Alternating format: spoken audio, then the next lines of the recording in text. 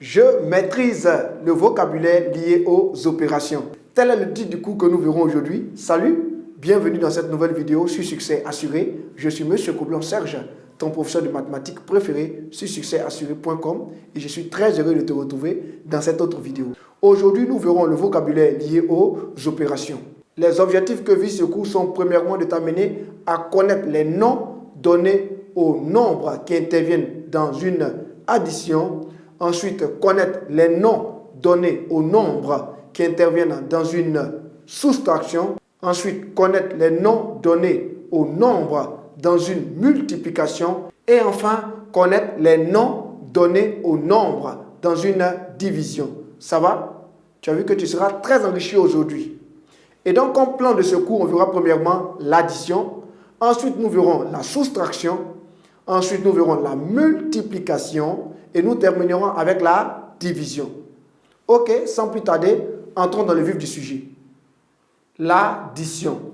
Ce qu'il est important de savoir déjà, c'est que lorsqu'on effectue l'addition de deux nombres, ces derniers, c'est-à-dire ces nombres en question, portent le nom de terme. Et le résultat de l'addition correspond à la somme. Passons à un exemple. Si l'on effectue l'addition 10,5 plus 2,4, c'est égal à 12,9. Alors, 10,5 et 2,4 correspondent au terme de l'addition. Ça veut dire qu'on appellera 10,5 et 2,4 les termes de l'addition. Et 12,9, quant à lui, correspond à ce qu'on appelle la somme. Ça va? Correspond à la somme.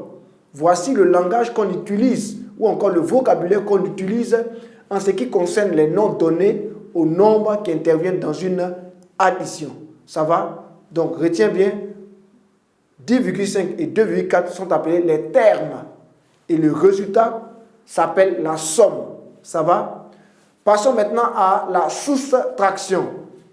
Ce qu'il est important ici de savoir, c'est que lorsqu'on effectue la soustraction de deux nombres, ces derniers, c'est-à-dire ces nombres en question, portent le nom de terme. Ça va? Eux aussi portent le nom de terme. Et le résultat correspond à ce qu'on appelle la différence. Ça va? Ces derniers portent le nom de terme et le résultat correspond à ce qu'on appelle la différence.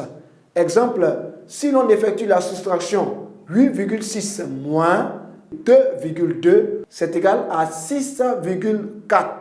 Alors, 8,6 et 2,2 correspondent au terme de la soustraction. 6,4 correspond à la différence. Ça veut dire de façon pratique que 8,6 et 2,2 sont appelés les termes de la soustraction. Et le résultat ici, qui est 6,4, correspond à la différence. Le résultat qui est 6,4 correspond à la différence. Ça va? Passons maintenant à la multiplication.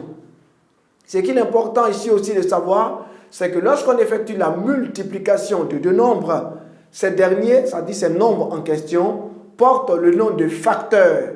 Portent le nom de facteurs. Eux, on ne les appelle plus termes, on les appelle facteurs. Et le résultat correspond au produit. Ça va? Exemple, si l'on effectue la multiplication 4 fois 2 égale à 8, alors on peut dire que 4 et 2 sont les facteurs de la multiplication.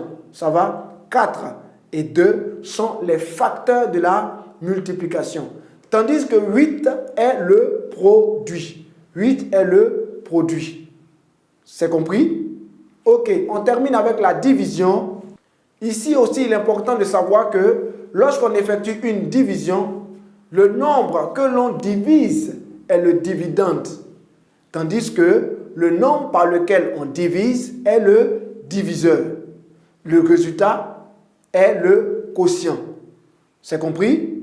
Il est très important de savoir cela. Exemple, si l'on effectue la division 30 divisé par 6, c'est égal à 5. Alors, 30, qui est le nombre que l'on divise, s'appelle le dividende. Ça va? 30 est le dividende. Et 6, qui représente le nombre par lequel on divise, est le diviseur. Et 5 qui correspond au résultat est le quotient. Ça va? Voici le langage qu'on utilise lorsqu'on a fait à une division. Ok, c'est ici que s'achève notre vidéo d'aujourd'hui. J'ai été très ravi de faire ce cours avec toi. Je sais maintenant que toi et moi, nous maîtrisons le vocabulaire lié aux opérations en ce qui concerne l'addition, la soustraction, la multiplication et la division. Porte-toi bien et à la prochaine dans une autre vidéo sur succès assuré. N'oublie pas, les maths, c'est de l'art.